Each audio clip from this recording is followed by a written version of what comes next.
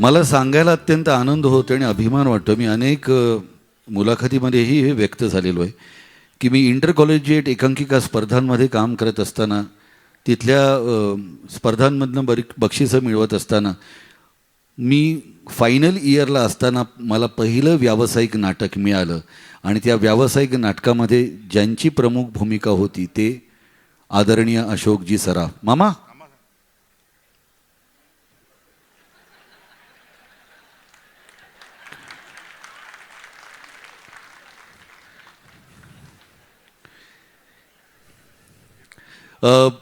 त्यांच्याबरोबर पहिली भूमिका मला हसत खेळत या नाटकात करायला मिळाली आणि त्यानंतर माझा या व्यावसायिक रंगभूमीवरचा प्रवास सुरू झाला.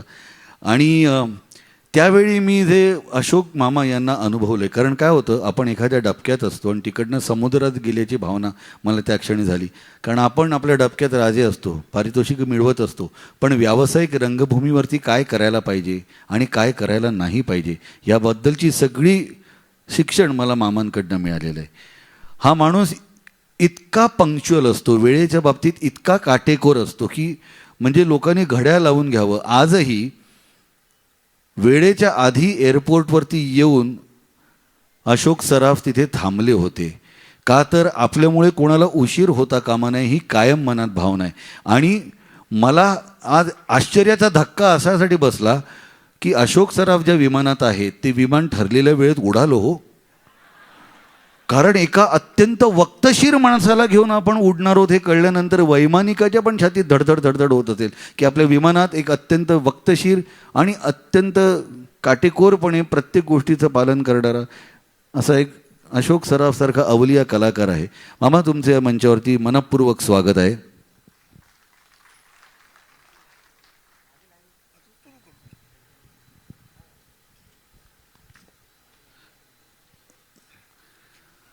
मामांची प्रकट मुलाखत घ्यायची म्हटल्यानंतर माझ्या छातीत तडतडायला लागलेलं आहे. कारण हा माणूस फारसा बोलत नाही. जितका पडद्यावरती नाटकांमध्ये आपल्याला बोलताना दिसतो तितका वैयक्तिक आयुष्यात हा माणूस मितभाषी आहे. फक्त ओळखीच्या आणि अगदी जवळच्या लोकांसमोरच आपलं मन उघड करतो. आणि आज जेव्हा या कार्यक्रमाची संकल्पना मी अशोक सराफ यांना सांगितली तेव्हा नागपूरकरांसमोर आपलं मन व्यक्त करण्याची विनंती केल्यावर त्यांनी तात्काळ मान्य केली. हे आपल्या नागपूरकरांसाठी अत्यंत भाग्याचं आहे बरं का. मामा, साहजिकच पहिला प्रश्न आहे बालपणाबद्दल. आम्हा अनेकांना जाणून घ्यायचं आहे की लहानपणापासून तुम्ही पडद्यावरती जेवढे मिश्किल आहात, खट्याळ आहात, खोडकर आहात आणि आम्हाला रंजन करत असताना तुम्ही जे जे काही म्हणून आम्हाला पडद्यावरती करामध्ये करून दाखवल्यात, वैयक्तिक आयुष्यात बालपणात पण तेवढेच खट्याळ खोडकर होतात का हो?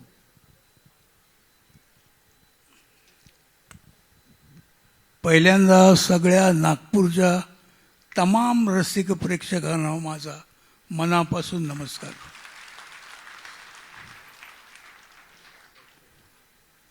नागपूरला यायला मला नेहमीच आवडतं. त्या मनाने मी फार कमी आलो इकडे, पण जेव्हा जेव्हा आलो आहे तेव्हा तुम्ही लोकांनी प्रचंड साथ दिली आहेत, मला दाद दिली आहेत. त्याबद्दल तुमचं हे ऋण मी कधीच विसरू शकत नाही.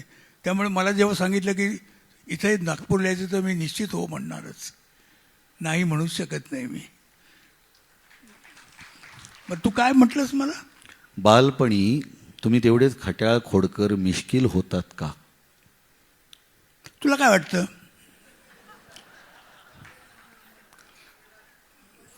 काय असतं,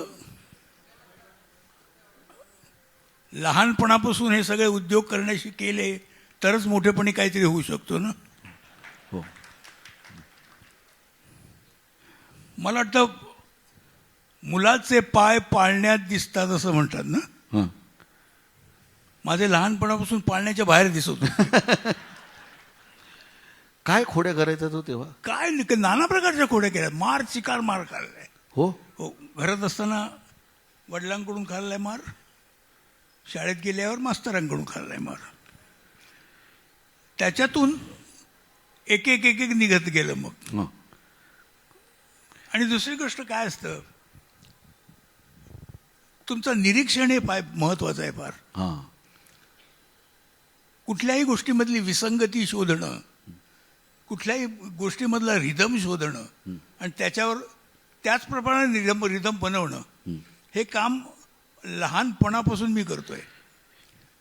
त्यामुळे काय होतं आहे, मला ही पुढे इतकी सवय लागली की तो हळूहळू पुढे परिणाम त्याचा दिसायला लागला मला. मी तुम्हाला एक आश्चर्याची गोष्ट सांगतो.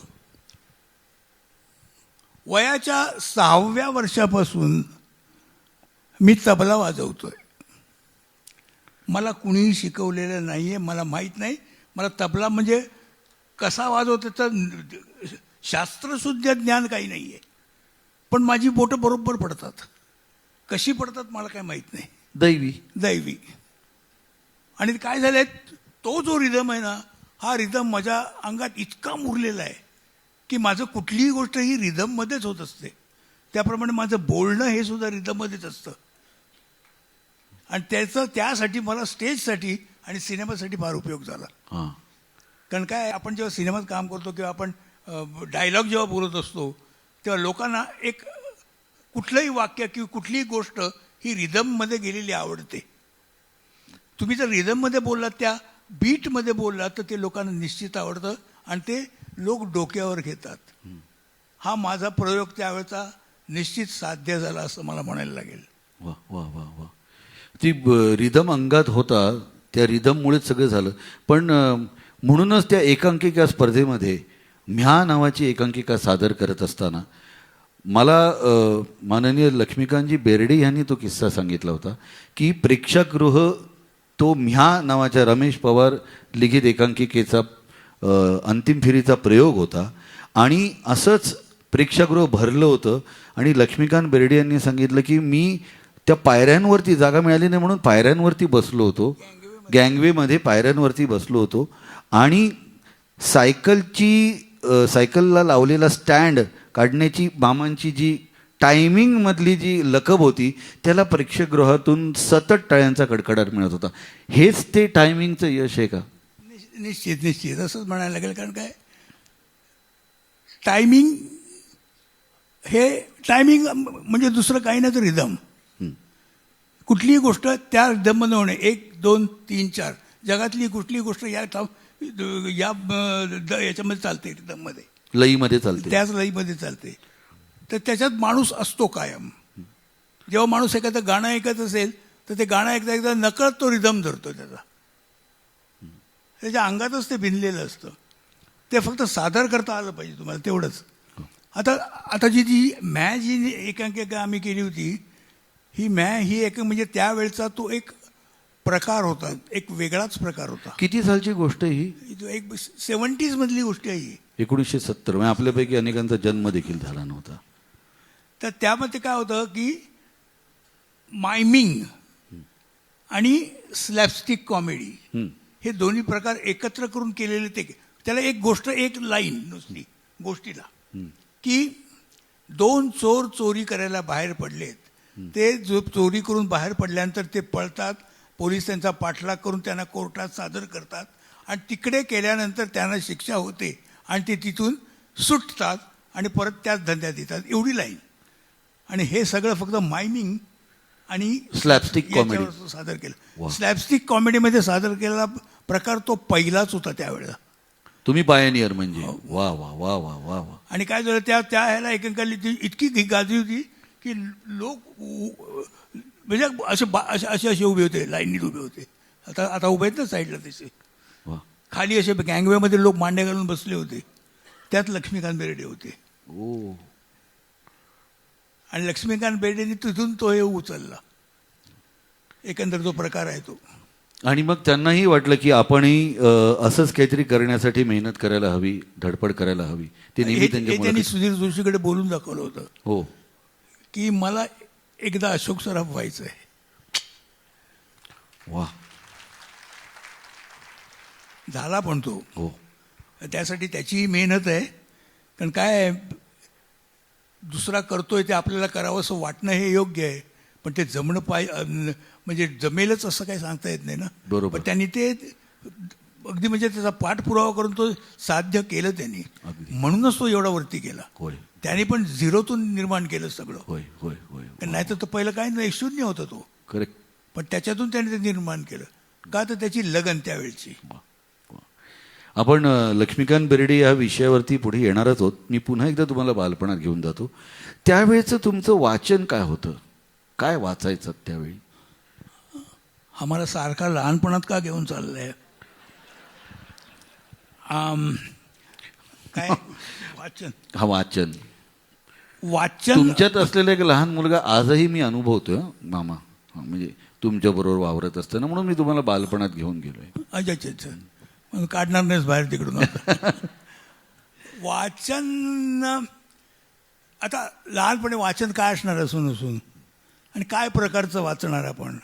वाचन ही गोष्ट तर आहेच, त्याच्यात तुम्हाला बरंच कळतं, तुम्हाला समजतं. पण त्याच्यापेक्षा बघणं हां, हेच महत्त्वाचं आहे. बघून त्यातला जो काय अभ्यास करायचो त्यातून काढणं हे महत्त्वाचं ठरतं. वाचन करून तुम्ही अभिनय शिकाल असं काय सांगता येत नाही. बरोबर. पण तुम्ही बघितल्यानंतर तुम्हाला जास्ती शिकता येतं, असा माझा अनुभव आहे स्वतःचा. मग तेव्हा पहिलं नाटक किंवा पहिला सिनेमा? अरे पहिल्याच असं का, मी लहानपणापासून मी जसं पाहिलं तर मी नाटकच्या धंद्यात म्हणजे स्टेजवरच वावरलेला माणूस आहे, रांगलेला माणूस आहे मी स्टेजवर. कारण माझ्या मामांची स्वतःची नाटक कंपनी होती त्यावेळेला, कला मंदिर म्हणून. तर त्यांची सतत नाटकं व्हायची. आणि त्यामुळे मामांचे मामा म्हणजेच मामांचे पहिले गुरु म्हणजे गोपीनाथजी सावकार, त्यांच्याबद्दल अशोक सराफ बोलतायत. म्हणजे ज्यांनी मला अभिनय म्हणजे काय हे शिकवलं म्हणजे त्यांनी डायरेक्ट शिकवलं नाही. कारण डायरेक्ट शिकून अभिनय येत नाही कोणाला, ती नक्कल होते फक्त. ते तुम्ही तसं करा असं सांगता येत नाही, तुम्ही ती नक्कल वाटणार त्याची, ती तुम्ही त्याच्यातून काढून घेतलं पाहिजे काय आपल्याला शिकायचं आहे ते. तशी मी त्यांच्याकडून एकलव्यासारखी शिकलेलं आहे. त्याने करत असं डायरेक्शन करत असताना, ते स्टेजवर कामं करत असताना त्यांची स्टाईल बोलण्याची, त्यांचं हे टायमिंग जी एक गोष्ट आहे ना, ही मी त्यांच्याकडून जास्त शिकलो. कारण त्यांना रिदम स्वतः त्यांना मास्टर होते ते रिदमचे, त्यामुळे त्यांचा रिदम मी तो माझ्या अंगात मी पुरेपूर बघून बनवला आणि त्याचा मला जास्ती फायदा झाला. तर मी वाचन करून तुमचं ज्ञान वाढेल, पण वाचन याची गरज पण आहेच तेवढी. पण अभिनय क्षेत्रासाठी बघणं आवश्यक आहे, बघणे आवश्यक आहे. वाचनानं काय होतं, तुम्ही त्याच्यातल्या भाषा तुम्ही हे करू शकता तुमची. कारण तुम्हाला मराठीचा जास्तीत जास्त अभ्यास होतो, कसं बोलायचं ते. कारण बोलणं ही सुद्धा एक क्रिया आहे ना. तुम्ही बोलला तर ते लोकांना आवडलं पाहिजे, ते लोकांच्या मनात ते बसलं पाहिजे. हे इतके बरेच त्याचे प्रकार आहेत रे, कठीण बारीक एवढे प्रकार आहेत की कुठले सांगावे तेच समजत नाही, असं होत आहे. पण हा संघर्षाचा जो काळ होता त्यावेळी तुम्ही जे म्हणालात त्याप्रमाणे सगळं मामांकडे, गोपीनाथ सावकार यांच्याकडे बघून शिकत होतात. त्यावेळीच्या अडचणी किंवा संघर्ष ह्याच्यावरती मात करत असताना तुम्ही काय स्वतःला समजावून सांगत होतात? काय करायचंय हे ठरलं होतं तेव्हा? नाही, मी तसा मला संघर्ष फार कमी करावा लागला. मी करत गेलो, लोकांना आवडत गेलं. हाच माझा विजय म्हणायला पाहिजे. मला काय कळत नाही, पण मी जास्त करून काय करायला पाहिजे हे आपण प्रत्येकजणच विचार करतो, पण काय करायला नकोय, काय करायचं नाही हे कळलं पाहिजे. कित्येकदा करताना असे वाद जाता कामा नये. कुठे थांबायचं हे कळलं पाहिजे. ते केलं तर तुम्ही केलेलं त्याचा एक रेखीव त्याला स्वरूप मिळतं. तुम्ही जे करता सादर त्याला ते उगाच पसरत नाही. आणि विनोद करायच्या बाबतीत म्हटलं तर तो पसरवून चालणार नाही. पसरट केला की तो विनोद होतच नाही. तो तसा चपकल केला पाहिजे विनोद, हेच महत्वाचं आहे त्यातलं.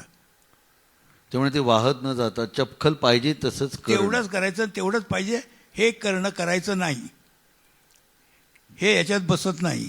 हे याचा धडा घेतला पाहिजे पहिल्यांदा, आपण याचा अभ्यास केला पाहिजे. हो, मला आठवतंय तेव्हाही हसत खेळच्या वेळी मामा मला म्हणायचे की नाही म्हणायला शिका. कशाला नाही म्हणायचं हे नेमकं कळलं पाहिजे. एखादी गोष्ट करत असताना वाहवत न जाता नाही म्हणता आलं पाहिजे ते शिकणं गरजेचं आहे. मामांनी सांगितलं होतं. मामा, मग तुम्हाला त्यावेळी पहिला ब्रेक कुठला मिळाला होता? आंतरबँक म्हणजे स्टेट बँक ऑफ इंडियामध्ये काम करत असतानाच्या एकांकिकांमधून व्यावसायिक असं पहिला ब्रेक कोणता होता? पहिला ब्रेक मला वयाच्या 7व्या वर्षी मिळाला. व्यावसायिक नाही, पहिला ब्रेक. हां. की मी एकांकिका मी सादर केली होती आणि त्या एकांकिकेमध्ये 7 वर्षाचं मी एवढं मला बेस्ट ॲक्टरचं पहिलं मिळालं आणि काय झालं, त्यामुळे माझा जो उत्साह होता तो वाढला, द्विगुणित झाला तो. त्यामुळे काय झालं, मग म्हटलं आपल्याला हेच करायचं आहे, काहीतरी करायचं, असंच करायचं. त्यामुळे बाकी सगळ्या गोष्टींचा बट्ट्या बोळ झाला. शिक्षण हे बाकीच्यांनी घेतलं, आम्ही हे शिकत राहिलो. वा. पण हेच किती महत्त्वाचं ठरलं बघा, कारण त्यातून मामा तुम्ही जे आमच्यासमोर दिलेत ना, त्यातनं अभिनेत्यांच्या आणि अभिनेत्रींच्या सुद्धा इतक्या पिढ्या घडल्या आहेत, त्या केवळ तुमच्याकडे बघून आणि तुमच्याकडे तुम्ही जे करताय ते तसं करण्याचा प्रयत्न करून तुम्ही आदर्श ठरलात. त्यामुळे शाळेचं शिक्षण किंवा कॉलेजचं शिक्षणपेक्षा तुम्ही जे शिकलात आणि ते तुम्ही आम्हाला दाखवलं ते खूप उपयोगाचं ठरलं. हां, म्हणजे काय, अर्थात माझ्या आधीसुद्धा कॉमेडियन होते, नाही असं नाही आहे, म्हणजे आणि चांगलेच कॉमेडी होते. म्हणजे राजा गोसावीसारखे नट होते, शरद तळवलकर होते, वसंत शिंदेसारखे कॉमेडियन होते. इतके ते होते की एक जमाना होता त्यांचा, धुमाळ होते. एक जमाना होता की या लोकांनी गाजवलं. आणि म्हणजे मराठी चित्रपटसृष्टी ही यांच्याशिवाय कधीच व्हायचीच नाही. आणि सगळ्यांनी मान्य केलं होतं की हेच नट, एवढेच नट. आणि ते बघता त्यांचं इतकं हे झालं की एका लाईनीच राजा गोसावींचे पिक्चर निघाले त्यावेळेला. हो. आणि सगळे हिट होते पिक्चर. आणि सहज अभिनय करणे, वाक्य सहज फेकणे, टायमिंगचं त्यांचं काही मी एवढं सांगणार नाही, पण प्लेसिंग जे होतं ना त्यांचं, अगदी बरोबर, हे अतिशय सुंदर होतं. म्हणजे वाक्य कसं टाकायचं, प्लेस कसं करायचं तुम्ही ऑडियन्सला, हे त्यांच्याकडून शिकण्यासारखं होतं. राजा गोसावी आणि शरद तळवलकर. हो, शरद तळवलकरकडून नाही, शरद तळवलकरकडे ईज होती, फक्त टेरिफिक ईज होती. आणि मराठीचं ते म्हणजे काय MAच होते ना ते. हो. त्यामुळे मराठीवर त्यांचं प्रभुत्व होतं जास्ती. पण राजा गोसावी हे टायमिंगच्या बाबतीत मी म्हणता येणार नाही. ते काय करायचे, वाक्य रिपीट करायला लावायचे आणि मग त्याच्यावर मग असं बॉलर जसा स्टार्ट घेतो आणि बॉल टाकतो ना, तसा विनोद टाकायचे. ते टाकणं हा विनोद हा त्यांचा महत्त्वाचं होतं. टायमिंग गेलं तेल लावत, ते नको आहे मला, ते नाही. पण तो एक प्रकार होता आणि त्यामुळे त्यांनी इतकी प्रचंड त्यावेळेला लोकप्रियता मिळवली होती की मराठी पिक्चर एक असा काळ होता की राजा गोसावीशिवाय बनलाच नाही. राजा गोसावी, शरद तळवलकर हेच लोक फक्त. तो झाल्यानंतर, तो काळ झाल्यानंतर मध्ये एक असा काळ आला की मग तमाशापटाकडे वळला आहे. मराठी चित्रपटसृष्टी तमाशापट, सगळे तमाशापट, आणि तमाशापट करून सगळ्यांना नंतर मग त्याचा पण कंटाळा येत गेला. अरुण सरनाईक पासून, अरुण सरनाईक होते त्यावेळेला, चंद्रकांत, सूर्यकांत हे लोक होते. आणि त्यामुळे आणि जयश्रीबाई गडकर आणि ह्याच्यात एक त्यावेळेचा काळ हा असा रंगला सॉलिड. पण तोही असा नंतर कमी होत आला आणि त्याच्यानंतर मग आमची सुरू झाली. 1975 सालची गोष्ट आहे. पांडू हवालदार प्रदर्शित झाला. जोरदार टाळ्या व्हायला पाहिजेत. 1975 सालची ती गोष्ट आहे. पांडू हवालदार नावाचा चित्रपट प्रदर्शित झाला होता आणि त्यातला एक कलावंत कोहिनूर या चित्रपटगृहामध्ये लपून गेला होता की आपण केलेलं काम लोकांना आवडतंय की नाही हे बघण्यासाठी. आणि जेव्हा चित्रपट प्रदर्शित होऊन लोक बाहेर पडत होते तेव्हा लोकांनी दादा कोंडके यांच्याबरोबर ज्यांना डोक्यावर घेतलं आणि आजपर्यंत त्यांना आपल्या डोक्यावर ते मिरवतायत तेच आपले लाडके अभिनेते अशोक सराफ. ती माझ्या म्हणजे अशी झाली की काही जणांना बरेच पिक्चर केले की पॉप्युलॅरिटी मिळते, पण मला जे तुम्हाला यश आहे हे फक्त 3 तासात मिळालं. 3 तासात कोहिनूर सिनेमाला, कोहिनूर थिएटरमध्ये हो. मुंबईला ह्या पांडू हवालदारचं झालं प्रीमियर होतं. तर प्रीमियरला मी गेलो, कोण ओळखत नव्हतं त्यावेळेला, पहिलंच पिक्चर ते, कोणाला माहीत सुद्धा नव्हतं कोण. मी गेलो आतमध्ये, पहिलं पिक्चर बघितलं मी, आणि पिक्चर बघून पिक्चर संपून मी जसं बाहेर आलो तेव्हा मला बाहेर यायची मला मुश्किल झाली. लोकांनी बाहेर पडायला मला दिलं नाही. सगळ्यांनी डोक्यावर इतकं उभे केलं की मला पहिल्यांदा कळलं की सर 3 तासात आज जाईपर्यंत कोण नाही बाहेर आला की एवढं. खरं ही डेस्टिनी आहे सर, खरंच की 3 तासामध्ये एका माणसाची ओळख अशी निर्माण होणं. बापरे बापरे. त्याची मेहनत आहे, त्याची लगन आहे, त्याचं काम आहे, पण त्यांना ह्या 3 तासांनी जे त्यांचं नशीब घडवलंय. आणि त्याच्यानंतर दुसरं पिक्चर जो होतं त्याचं प्रीमियर, त्याच्यानंतर दुसरं पिक्चर होतं पांडोबा पोरगी फसली. हां, त्याचा पुण्याला हे होता प्रीमियर. तर मी पुण्याला गेलो होतो. नमस्कार साहेब. महाराष्ट्राचे लाडके मुख्यमंत्री आदरणीय देवेंद्रजी फडणवीस यांचं कार्यक्रमाच्या ठिकाणी आगमन झालेलं आहे. आपण जोरदार टाळ्या वाजून त्यांचं इथे स्वागत करूया.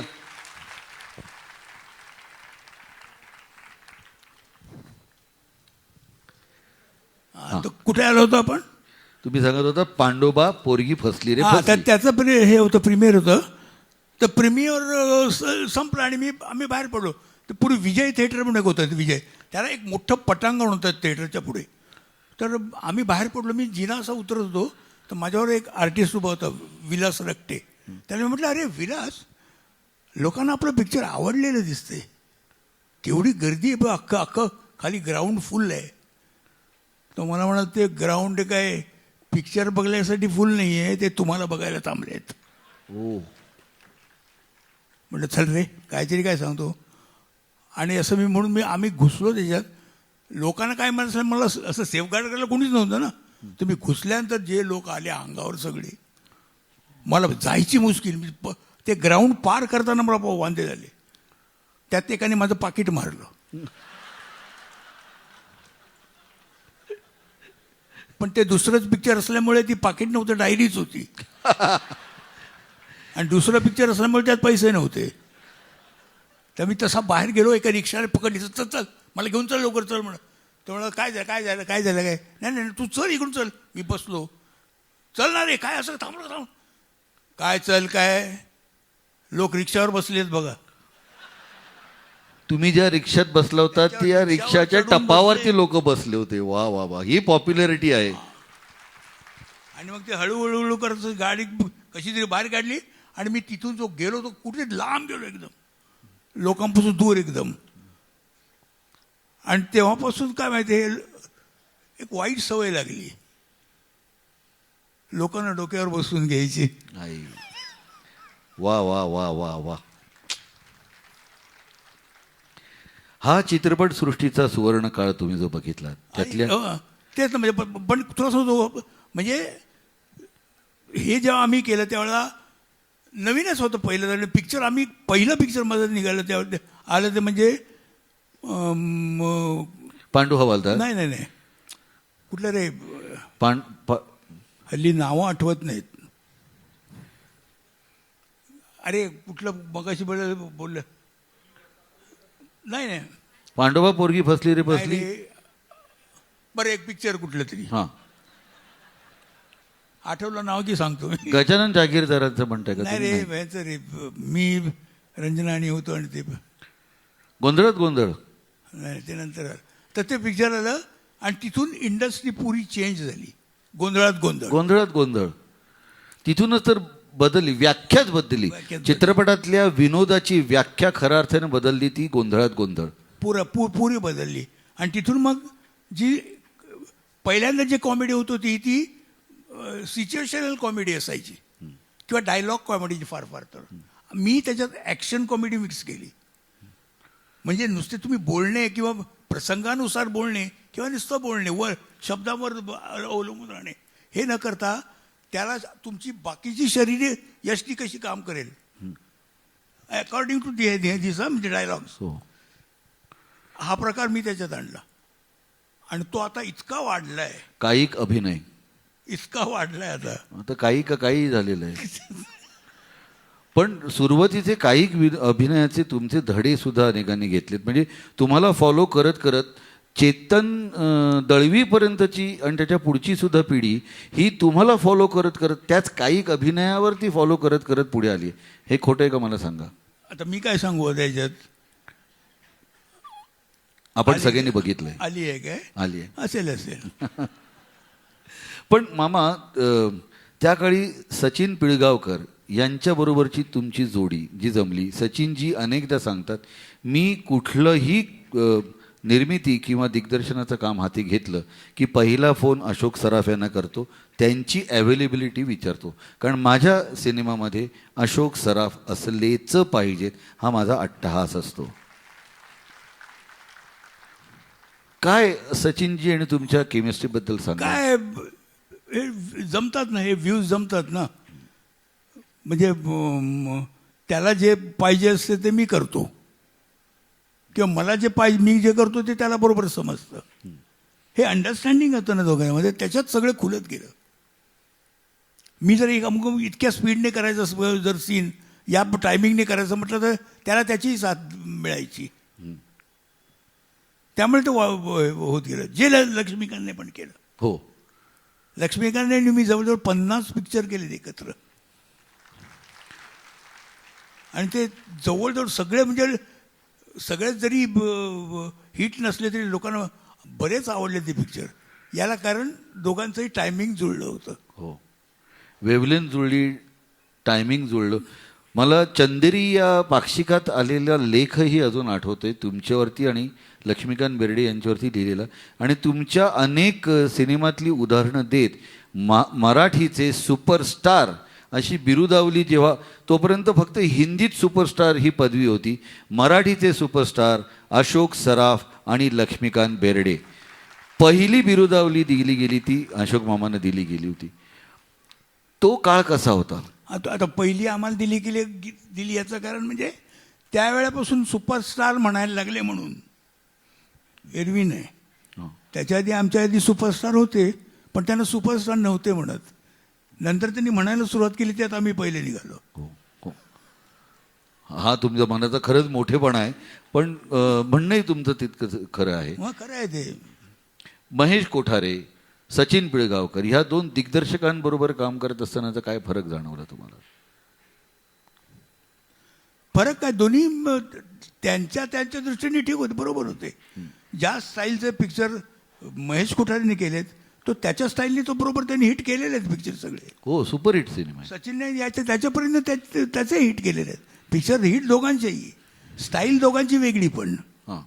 हो, हां, तो थोडासा म्हणजे काय म्हणू क्राईमकडे थोडासा आहे महेश कोठारेचा आहे. अद्भुत काहीतरी कवट्या मांकाळ वगैरे असं काही त्याचं.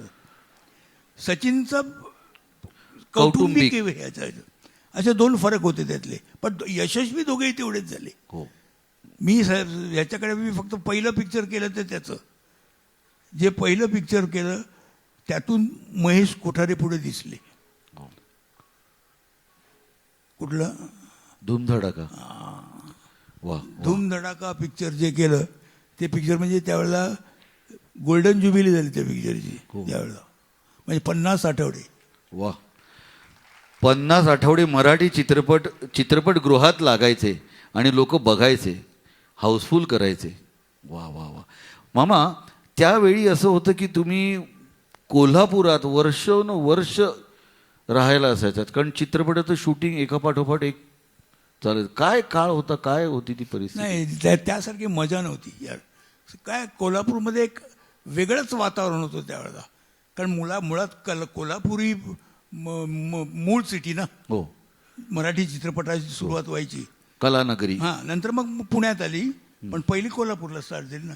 तर कोल्हापुरात सिनेमाचं वारं सॉलिड असायचं आणि तिकडेच म्हणजे एका वेळेला कोल्हापूरमध्ये 10 पिक्चरचं शूटिंग एकाच वेळेला चालायचं. बोल. ओ, आणि मी एका वेळेला मी 3 पिक्चर केलेले आहेत. एका सेटवर एक करायचं, तिकडे एक सीन झाला की तिकडे दुसरीकडे, तिकडून तिसरीकडे, तिकडे. क्या बात है. इतकीच म्हणजे त्यावेळेला सुबत्ता होतं आणि इतके चांगले पिक्चर व्हायचे त्यावेळेला. पण त्यावेळेला तसे लेखकही चांगले होते. कारण काय असतं, मूळ म्हणजे तुम्ही जो पिक्चर होण्यामध्ये लेखक हा मुळात हात असला पाहिजे त्याचा. तुमचं लिखाण चांगलं पाहिजे, तुमचे सीन्स चांगले लिहिले गेले पाहिजेत, तर ते सादर करण्यात मजा असते. आणि ते जर यशस्वी होतात. हल्ली नुसता कुठलाही सीन असा आपण केला होता तसा करू असं नाही होत. त्याला सिच्युएशन हे पाहिजे, सिच्युएशन त्याप्रमाणे व्हायला पाहिजेत, घटना घडायला पाहिजेत आणि त्याला अनुसरून डायलॉग असायला पाहिजेत, तर ते यशस्वी होतं. आणि त्या वसंत सबनीसांसारखे होते त्यावेळेला लोक. दमा मिराजदार होते त्यावेळेला. अशोक पाटोळेसारखा लेखक होता. तर त्यामुळे काय झालं, सगळे पिक्चर जवळजवळ हिटच गेले. बघ तू जास्तीत जास्त पिक्चर हिट बघशील तर वसंत सबनीसांचे आहेत बघ. हो. आमच्या सचिनच्या ह्याच्याकडे कायम सबनीसच होते ना. एक फक्त त्यांनी कुठलं ते पिक्चर, माझ्याच नावाचं पिक्चरची नावं मलाच आठवत नाही.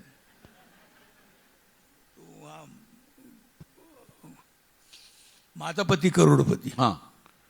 हे फक्त अशोक पटोळेने पहिलं लिहिलं पिक्चर. हो.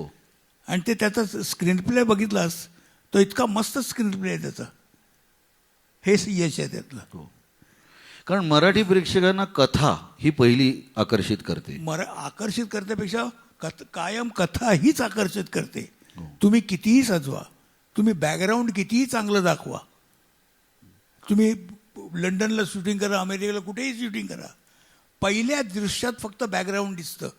फर्स्ट जो शॉट येतो त्याच्यानंतर माणूस बोलायला लागला की लक्ष त्याच्याकडे जातं आणि बॅकग्राऊंड विसरून जातात लोक. तेव्हा कुठे केलं ह्याच्यापेक्षा तुम्ही काय केलं हे जास्ती महत्वाचं आहे. वा. दादा कोंडके ह्या, तुम्ही आता लिखाणाबद्दल बोलत होता. तुम्ही वसंत सबनीस यांचा विनोद, अशोक पाटोळे यांचा विनोद, दमा मिराजदारांचा विनोद, शंकर पाटील, शंकर वैद्य ह्यांचा विनोद तुम्ही अनुभवलाय, तुम्ही आमच्या समोर मांडलाय. दादा कोंडकेंचा विनोद तुमच्या लेखी कसा? सुरुवातीला तर दादा कोंडकेंचा विनोद म्हणजे उत्स्फूर्त विनोद. तो म्हणजे इतका उत्स्फूर्त माणूस तुम्ही पाहिलाच नाही. म्हणजे त्यांचं स्वतःचं जे विच्छा माझी पुरी करा होतं मी 19 वेळा पाहिलंय. हो. ह्याचं कारण का, ते प्रत्येक वेळेला त्यांचं काहीतरी वेगळंही असायचं. हजरजबाबी प्रचलित जी चाललेली आहे सिच्युएशन त्याला अनुसरून ते बरोबर विनोद करायचे आणि तो लोकांना एकदम आवडायचा. त्याच्यामुळे त्यांची विच्छा माझी पुरी झाला. तेच त्यांनी सिनेमात केलं. म्हणून त्यांचा कॉमेडी ही सिनेमाची आहे कॉमेडी ही लोकनाट्य स्टाईल आहे कॉमेडी. बाकी काही होत नाही त्यांच्या ह्याच्यात. तुझ्या आईला असे ते लोककलेला अनुसरून त्याचे कॉमेडी. पण त्यात त्यांनी आमचे पहिले म्हणजे मी त्यांच्याकडे 3 पिक्चर गेले फक्त. एक पांडू हवालदार केला, एक तुमचं आमचं जमलं आणि राम मंगवार. 3 पिक्चर केले मी त्यांच्याकडे. आणि 3ही पिक्चर म्हणजे सिल्वर गोल्डन ज्युबिली आहेत. हो. काय म्हणजे त्यावेळेला ते म्हणजे पहिली त्यांची हे, नंतर त्यांचं जरासं म्हणजे डबल मिनिंगकडे वळले ते, द्वयार्थी संवादाकडे. पण पूर्वीचा जो वेंधळा नायक होता तो वेंधळा नायक थोडा डबल मिनिंगकडे नंतरच्या सिनेमात. त्याच्यानंतर काय मग त्याच्यानंतर मी त्यांच्याकडे नव्हतो. त्याच्यानंतर म्हणजे सुटलो मी. पण ते काय, तो सुद्धा विनोद आहे. तो सुद्धा लोकांना आवडू शकतो, हसू शकतात लोक. पण तो जास्ती वेळ सारखा चालत नाही. तो प्युअर विनोद हा मी होतो ना. हो. सकस विनोद आपण म्हणतो. येस. वा वा वा. पण त्यांनी केले तरी देखील त्यांनी सगळे पिक्चर यशस्वी करून दाखवले. हो. हे मानलंच पाहिजे त्यांना. लिम्का बुक ऑफ रेकॉर्ड्समध्ये त्यांचं नाव आहे. सलग 19 चित्रपट सिल्वर जुबली देण्याचा विक्रम दादा कोंडकेंनी केलाय. त्यामुळे आणि या जगामध्ये सक्सेससारखी दुसरी कुठली गोष्ट नाही. मग तुम्ही काही करा, पण सक्सेस असेल ना तुम्हाला, तर सगळं काही झाकलं जातं, नाही का? Correct correct correct. वा. या निमित्ताने मामांनी मगाशी जो उल्लेख केला होता, गोंधळात गोंधळ नंतर जे विनोदाची व्याख्या बदलली, विनोदाचं व्याकरण बदललं, तसाच एक त्यांचा चित्रपट होता, तुम्हाला आठवत असेल तर, चंगू मंगू. या चंगू मंगूमध्ये डबल रोल होते, तुमचा पण आणि लक्ष्मीकांत बेर्डे दोघांचाही डबल रोल होता. आणि तुमची हिरोईन, त्याचा डबल रोल होता, माझाच होता. तुमचा डबल रोल होता. आणि तुमची दुसरी हिरोईन होती अरुणा इराणी. आणि तेव्हाच एक गाणं अत्यंत गाजलं होतं. आज मामांना खास भेट म्हणून आपले हे गायक ते गाणं तुमच्यासमोर सादर करणार आहेत, चंगू मंगू मधलं.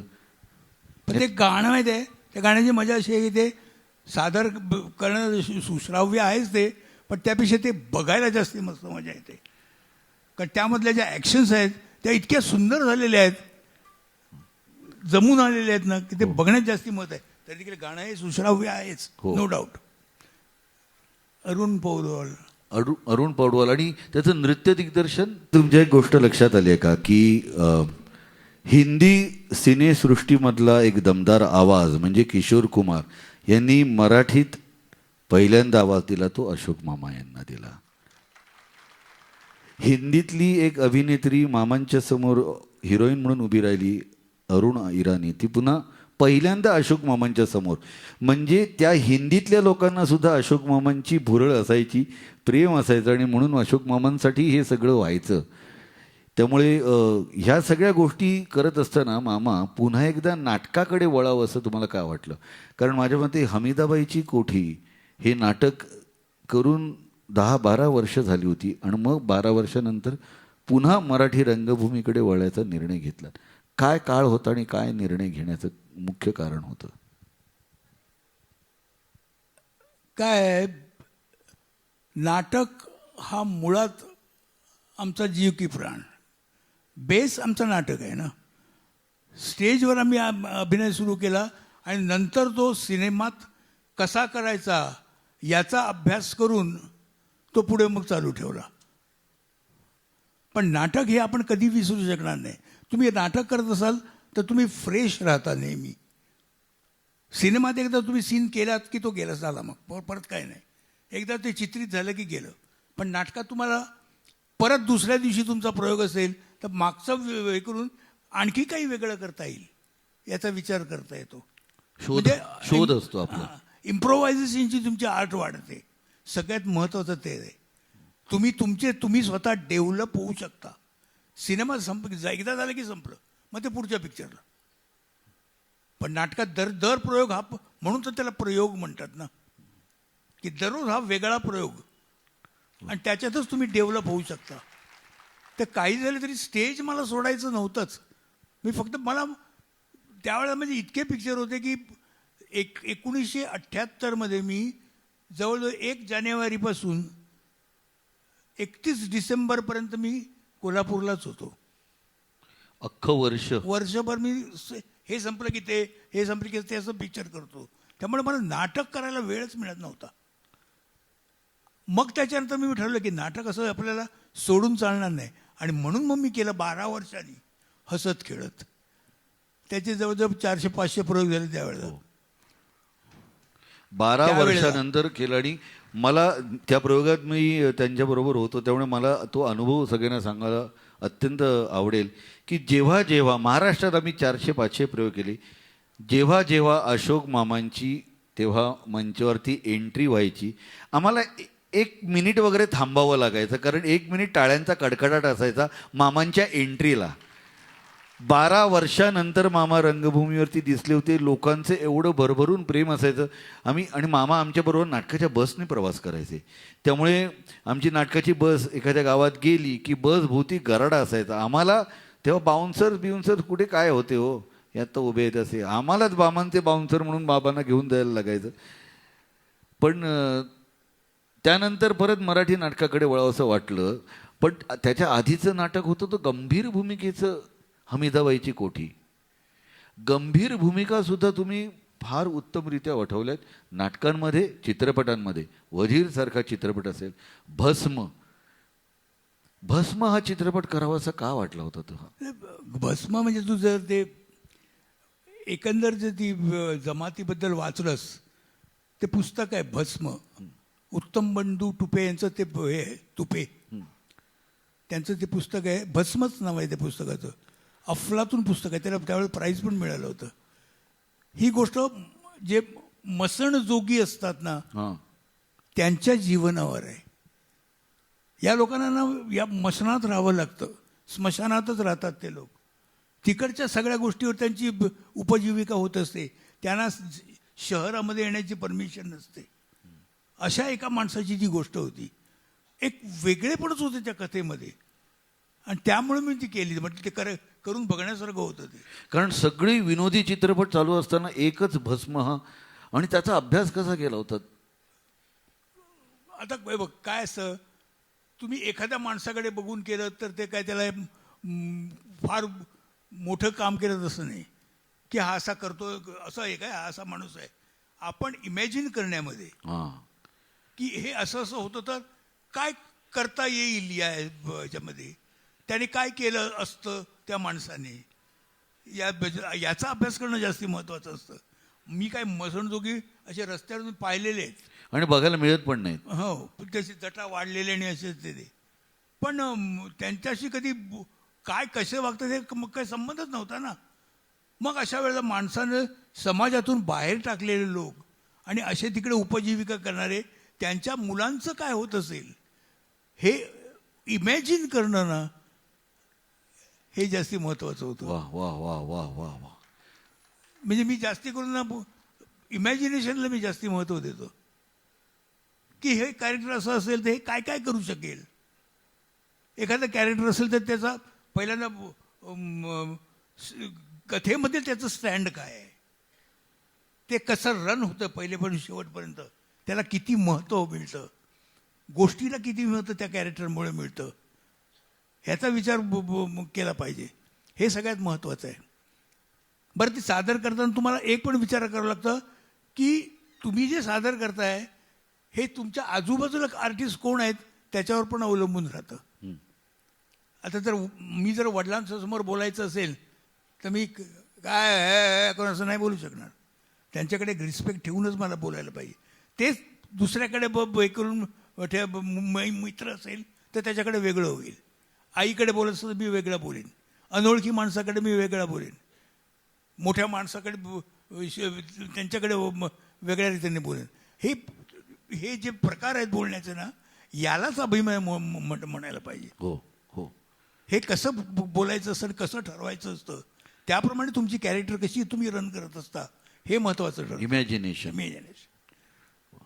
वजीर सारखा चित्रपट हां, ज्याच्यात अत्यंत धूर्त राजकारणी तुम्ही साकारलात, त्यासाठी इमॅजिन करावं लागलं नाही ना?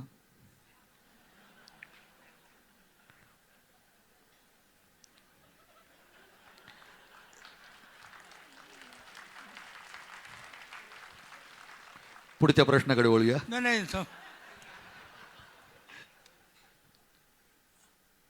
काय माहितीये, मी काय राजकारणी नाही आहे, मला राजकारणातलं काही कळत नाही आहे. मग ती कॅरेक्टर कशी लिहिली होती, ती कशी वागेल याचा मी विचार केला. कळलं की नाही? म्हणजे कॅरेक्टर जी लिहिली होती ती त्या प्रसंगाला अशी वागेल, कुठली माणूस असेल तर कसा वागेल हे ठरवून मी त्याप्रमाणे केली. आता ते जर एखाद्या राजकारण्याबरोबर ठरलं बरोबर जर असेल तर मला काय माहीत, पण झालं आणि मला त्याचं अवॉर्ड पण मिळालं, बेस्ट ॲक्टर. आपली माणसं सारखा चित्रपट जर तुम्ही पाहिला नसेल तर आवर्जून बघा. आपली माणसं हा पुन्हा एकदा अशाच वेगळ्या धाटणीचा चित्रपट आहे आणि ज्यामध्ये अशोक सराफ यांची भूमिका पुन्हा एकदा वेगळी, अत्यंत गंभीर अशी. आणि आपली माणसाचा तुमचा अनुभव आहे, कारण तो दिग्दर्शक पुन्हा मराठी नाही, साऊथ इंडियन दिग्दर्शक ए पूर्णचंद्र राव यांचा तो. ते ह्याच्यामधलं त्यांचं पिक्चर तामिळमधलं होतं ते, पण मराठीमध्ये संजय सुरकर संजय सुरकरने गेलं होतं ते. एका अर्थात ज्यांनी पाहिलं असेल त्यांना कळेल, हिट पिक्चर होतं त्यावेळेला, ते लोकांना फार आवडलं होतं आणि त्याचं पण मला अवॉर्ड मिळालं होतं, हो. Best actor. एका कुटुंबाची संबंध दाणादाण आहे त्याच्यातली.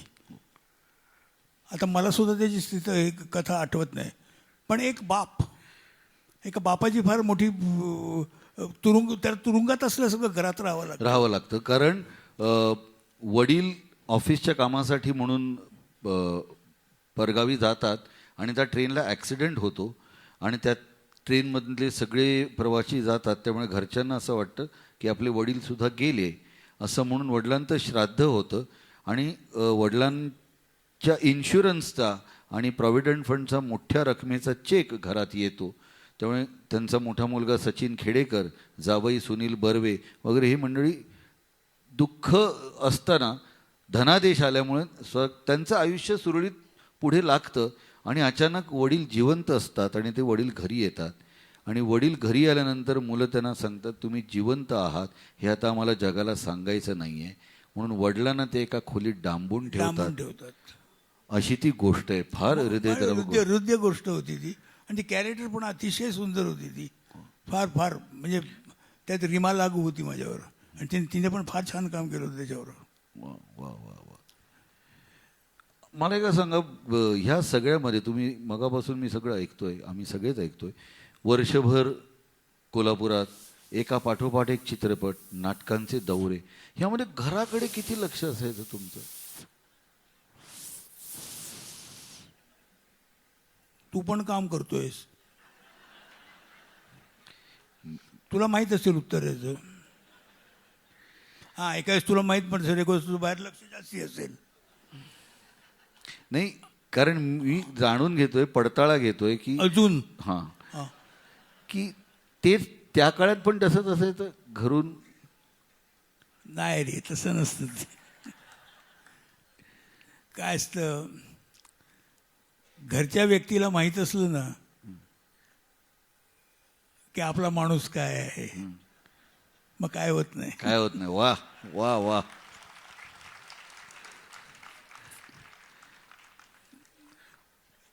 आता दोन्ही एका माझ्या प्रोफेशनचे लोक असले तर खटके उडण्याचा संबंध आहे, नाही असं नाही, पण हा माणूस जर एका जास्ती वेळ बाहेर का राहतो हे सर्वसामान्य माणसाला नाही कळणार, पण त्या प्रोफेशनमध्ये असलेल्या लोकांना निश्चित कळेल ना. हो. त्यामुळे तसं काय होत नाही. त्या बाबतीत तुम्ही भाग्यवान. भाग्यवान म्हणजे प्रश्नच नाही. त्यांचं बारकाईने लक्षही असतं आणि त्यांनी तुमच्याकडे तेवढं लक्ष दिलेलं आहे म्हणून तर तुम्ही जरा जास्तीच बारकाई नसतं. त्यामुळे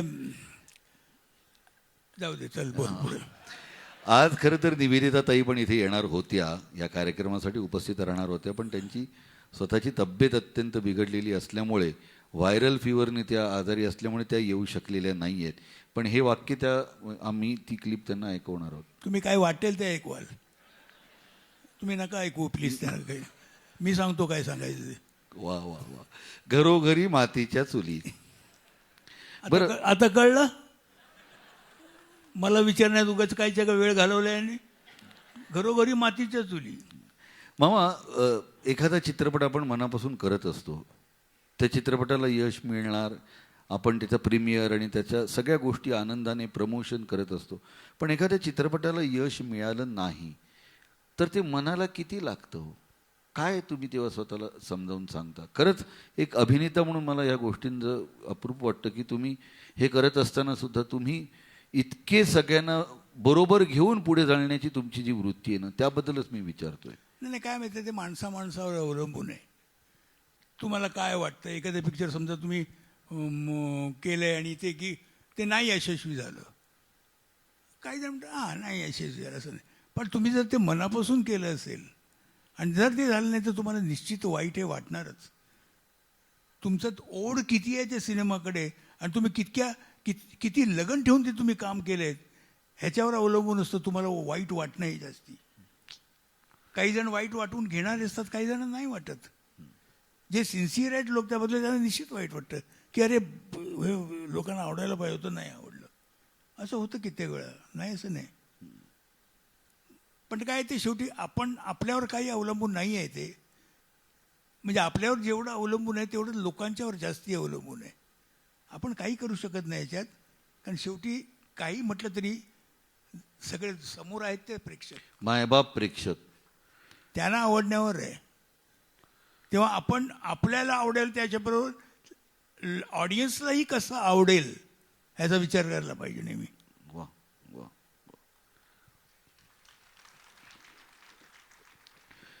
मला एक गाण्याचा इथे व्हिडिओ तुम्हाला दाखवावासा वाटतोय.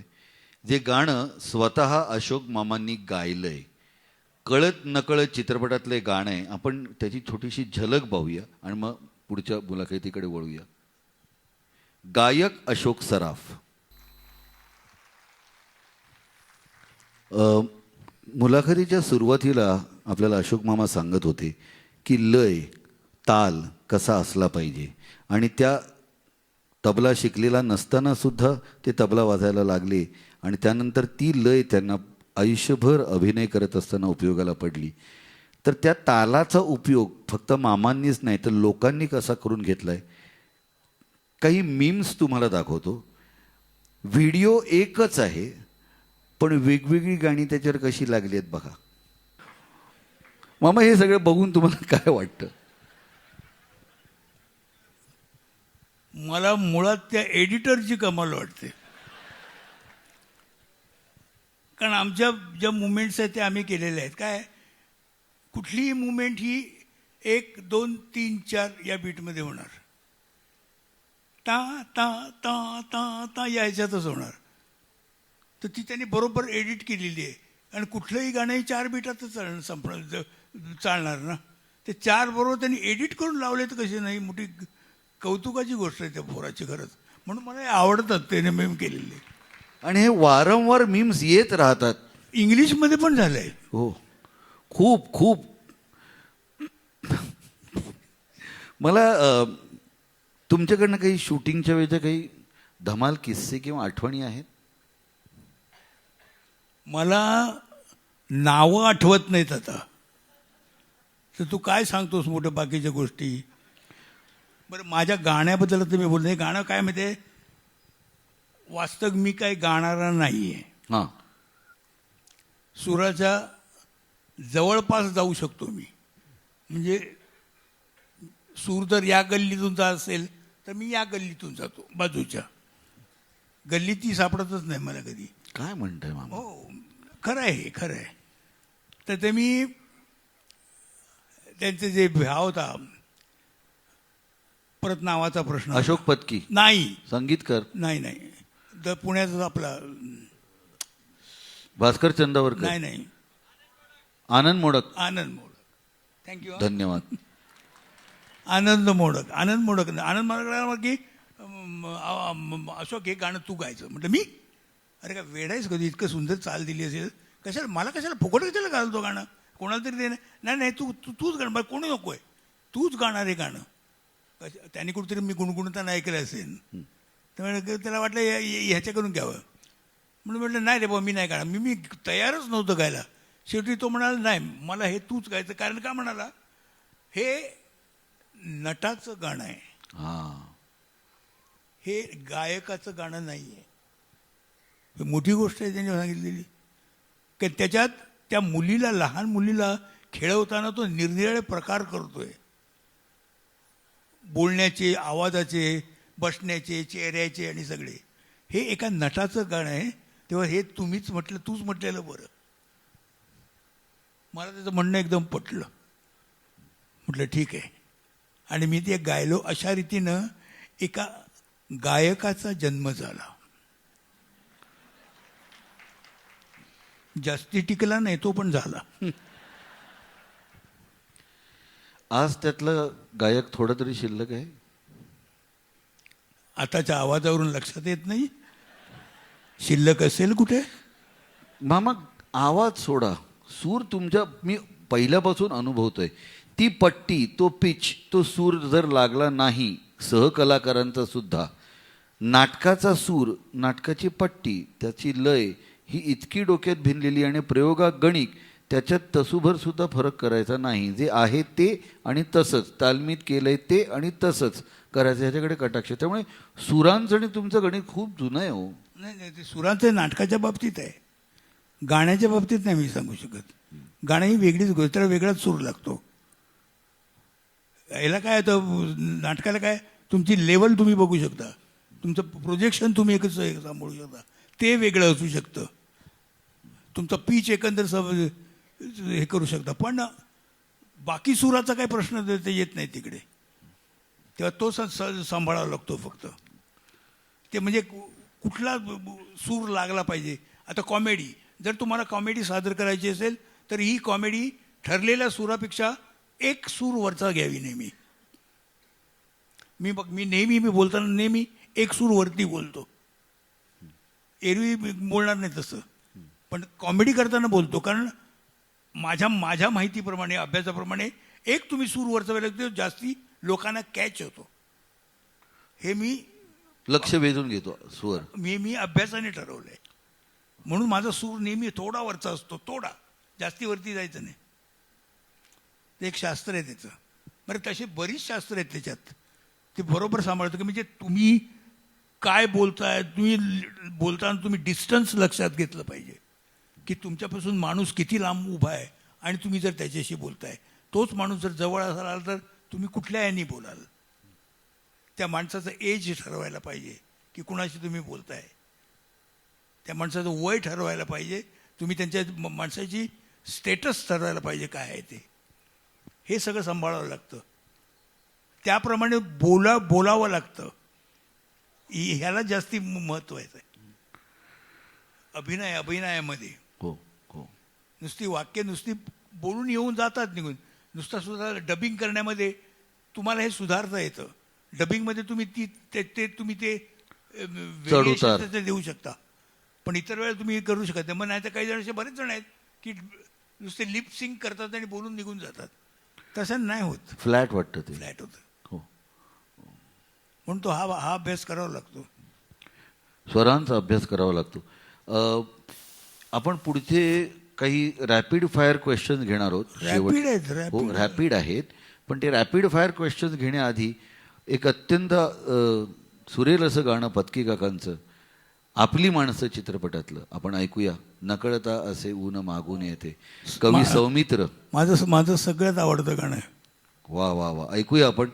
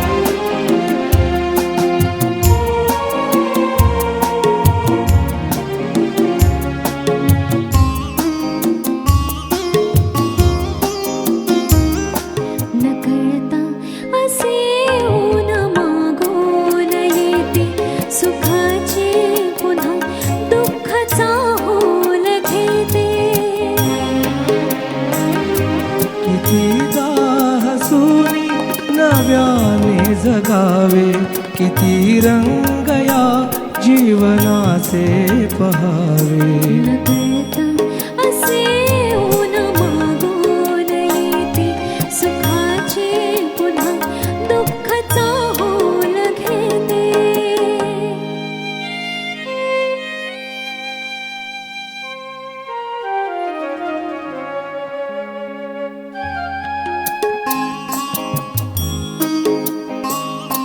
जरी आपुले रक्त गोठून गेले, जरी भोवती सुन्न अंधार आहे, तुझा हात हातात आहे अजूनी, तुझी ज्योत जगण्यास आधार आहे. सुखालाच नाकारताना कशाला उगाच डोळ्यातून पाझरावे. कितीदा हसूनी नव्याने जगावे, किती रंग या जीवनाचे पहावे.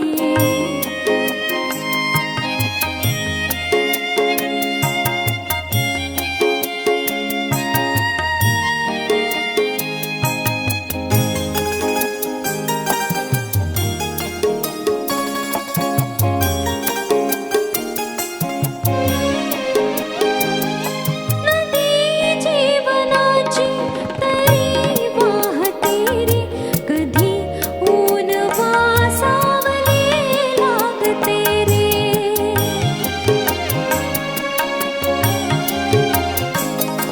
नवे गाव वाटा नव्या शोधुनिया, दिशा तांबडी रोजची सांगते रे. पुन्हा एकदा तू जगावे जगावे, नवे रंग या जीवनाचे पहावे. नकळता असे ऊन मागून येते, सुखाची पुन्हा दुःखाचा होल घेते. कितीदा हसूनी नव्याने जगावे, किती रंगला जीवनाचे पहावे. नकळता असे ऊन मागून येते, सुखाची पुन्हा दुःखाचा होल घेते.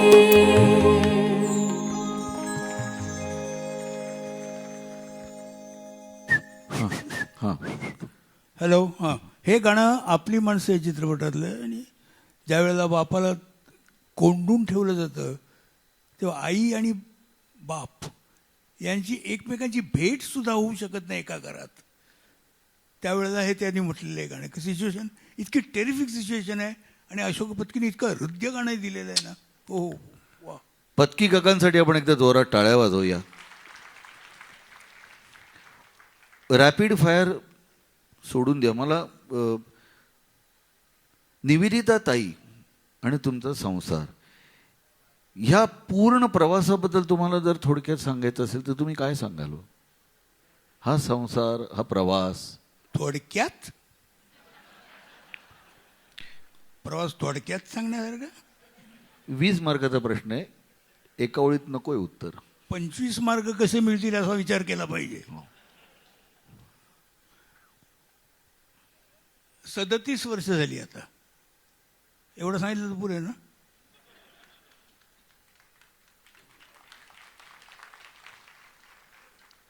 मस्त चांगला संस्कार चाललाय, वाईट नाही.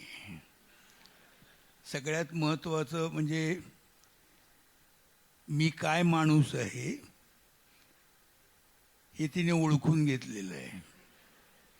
त्याप्रमाणे ती बरोबर मला हँडल करते. आणि काय पाहिजे. मी तिचे पिक्चर बघतो, कौतुक करतो. कारण रात्री जेवण्याचा प्रश्न असतो.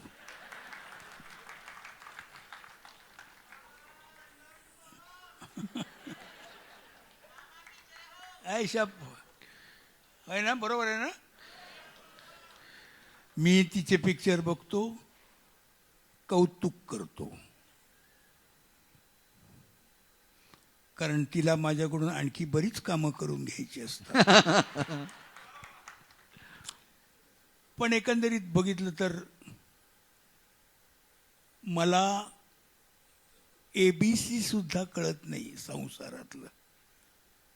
खरं म्हणजे संसार चाललाय तिच्यामुळे चाललाय. क्या बात आहे ना. म्हणजे सिनेमा सृष्टीमध्ये ती एक हिरोईन असून नावाजलेली हे असून सुद्धा ती पहिल्यांदा बायको आहे हो. हे तिच्या लक्षात आहे. किती मोठी गोष्ट आहे ही, नाही का? हो. पुरुषाचं काय रे, नाही का? हो. पुरुषाचं काय असं म्हटल्यावर तू असं म्हटलंस लगेच, म्हणून मी नाही का असं म्हटलं. मी पडताळे घेतोय. आता प्रांजल बघ, हो. प्रांजल म्हणजे याची बायको, हा कशी मस्त जवळ जुळून घेते की नाही. आपल्याला सांभाळून घेणारे आपल्या बायका असतात. घाईघाईत बोलून टाक सगळं. नाही, याची फेसबुक लिंक आहे ना, त्यामुळे निवेदिताताई किंवा माझी बायको प्रांजल काय घरी बघत असतील तर, नाही का, हा, लाईव्ह बघत असतील तर आपल्याला दोघांना उद्या घरी जायचंय ना. जेवणाचा प्रश्न आहे ना. पण हे मात्र खरं आहे की निवेदिताताईंनी अशोक मामांसाठी अनेक वेळा बॅकफूटला जाऊन एक उत्तम अभिनेत्री, नावाजलेली अभिनेत्री जसं मामांनी म्हटलंय त्याप्रमाणे बॅकफूटला जाऊन मामांना सांभाळण्याचं काम इतकं काटेकोरपणे, आणि तुम्हाला सांभाळू शकणारी एकमेव व्यक्ती आहे ती म्हणजे निवेदिताताई. आणि तू म्हटलंस तर हे एक बरोबर आहे की स्वतः बॅकफूटला जाऊन, हो, प्रसन्न, सगळ्यात मोठी गोष्ट आहे ती. हो, कारण बॅकफूटला जाणं हे महत्वाचं असतं रे. हो, फ्रंटफूट खेळायला सगळेच तयार असतात, हो, नाही का? अगदी बरोबर. पटलं ना हो तुम्हाला? निवेदिताताईंसाठी आपण जोरदार टाळ्या वाजवूया. माझ्यापेक्षा जोरात टाळ्या वाजवल्या यांनी. घरोघरी मातीच्या चुली. बरं मामा, सर्वात अवघड भूमिका अशी तुम्हाला कुठली जाणवली? सर्वात अवघड भूमिका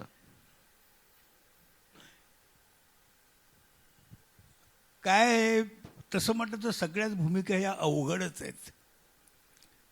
कारण भूमिका करणं म्हणजे जी कॅरेक्टर असते ती प्रत्यक्षात उतरवणं ही सोपी गोष्ट नाही आहे.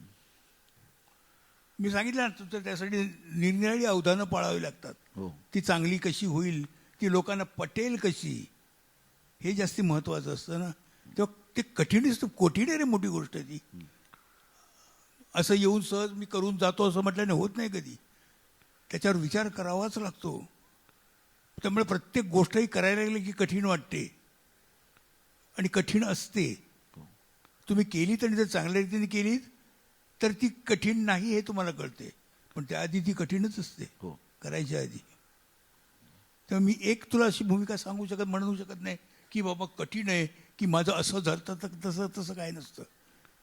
तसं काही नसतं. पण तरी देखील तसं तुम्हाला वाटण्याची शक्यता असते. मी सांगतो, मी इतकी नाटकं केली, इतकी मी प्रयोग केलेत, पण प्रयोगात पहिली एंट्री घेताना अजूनही मी थोडासा अनइझी असतो. एंट्री घेताना पहिलीच ती एकदा घेऊन झालं सुरू की मग काही नाही. पण एंट्री घ्यायला थोडासा धास्तावलेला असतो, आणि ते धास्तावलेलं असणं बरं. हो, तुम्ही तुमच्या भूमिकेशी प्रामाणिक असता. हो. तुम्ही प्रामाणिक राहिला तर बरोबर. तर ती धास्ती, ती भीती धास्ती वाटते. असतेच. हो, अजूनही तू पहिले तुझ्या लक्षात आलंच असेल काय होतं. प्रत्येक प्रयोगात प्रत्येक प्रयोग हा आपल्याला पहिलाच प्रयोग आहे असा असतो. कारण तुम्ही जे जरी असलात तरी समोर बसलेले सगळे वेगळे असतात, हो, नाही का? हो. तुम्हाला सगळ्यात जास्त हसवणारा कलाकार कोण तुम्हाला? माझ्या लहानपणी म्हणजे स्टेजवर मी या लोकांना पाहिलं आहे. मी यांची म्हणजे अगदी वेड्यासारखी यांच्यासारखं थिएटरच्या कॉकपीट असतं ना, ते कॉकपीट पुढे थिएटरला ऑर्गनवाल्यानं बसतात, तिकडे बसून मी प्रत्येक कॉमेडियनची मी नाटकं पाहिलेली त्यावेळेला. राजा गोसावी काय, शरद तळवलकर काय, दामोदर मालवणकर काय. त्यावेळेला जे वय होतं त्यावेळेला ते ग्रास्प करण्याचं होतं. तेव्हा प्रत्येक गोष्ट ही नवीन वाटायची आणि होती ती त्या वयाला.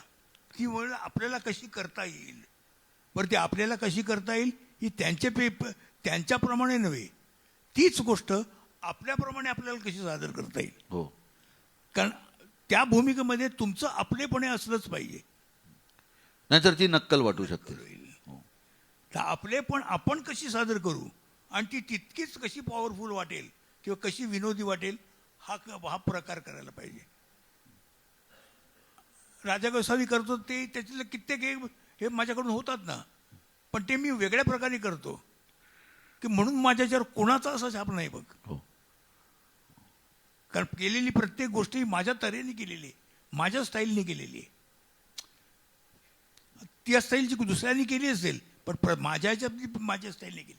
आता माझ्या स्टाईलने बरेच जणांनी केली त्याच्यानंतर, नाही का? हो.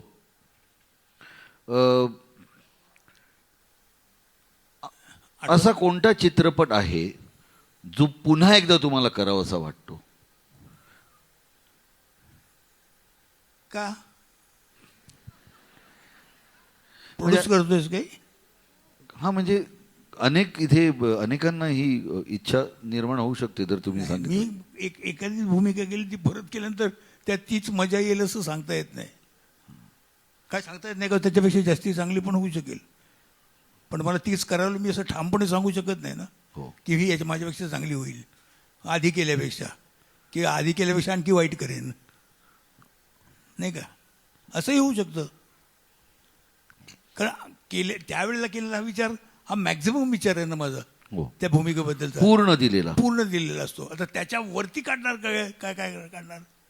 जे मला जे वाटलं की हे मॅक्झिमम आहे तिकडे संपलं असं वाटलं ना, त्याच्यावरती काय ठरू शकत नाही. मग तीच केल्यानंतर वरती आणि कुठे जाणार मी? खाली येणार आलो तर. फार विचारवंताचं वाक्य आहे.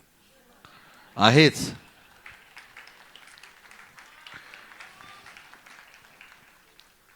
आजच्या पिढीला काय सांगाल?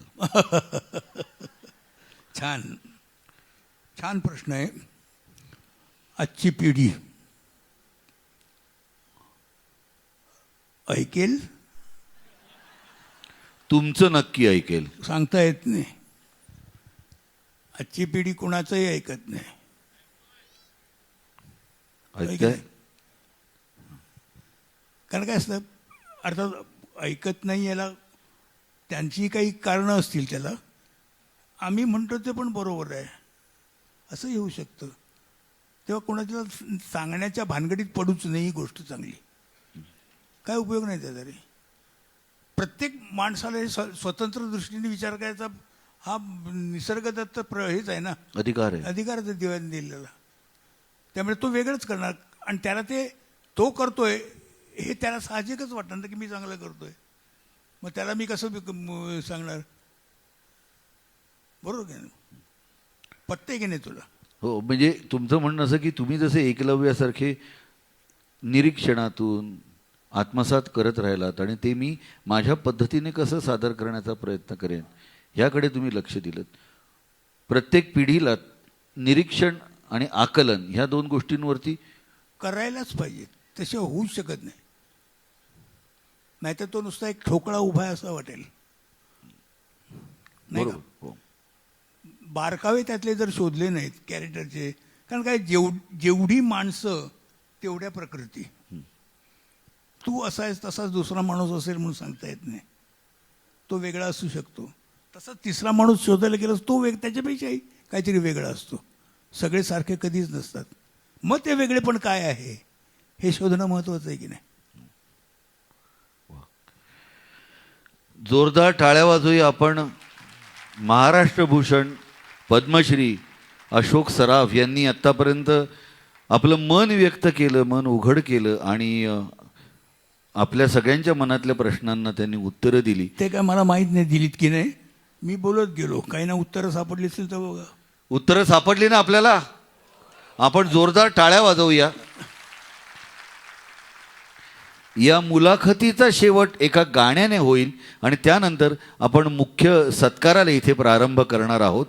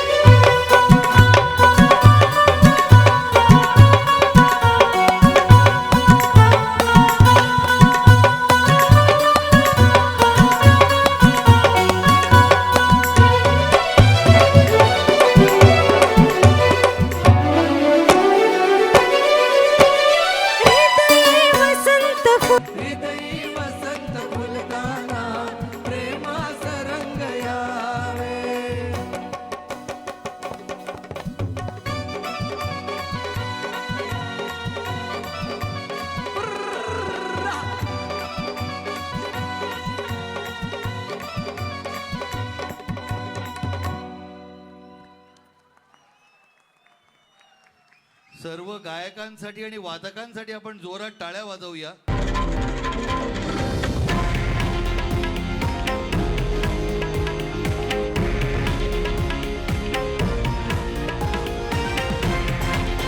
हे आहे देशातील नंबर 1 न्यूज नेटवर्क आणि आपण पाहत आहात TV9 मराठी, एकमेव.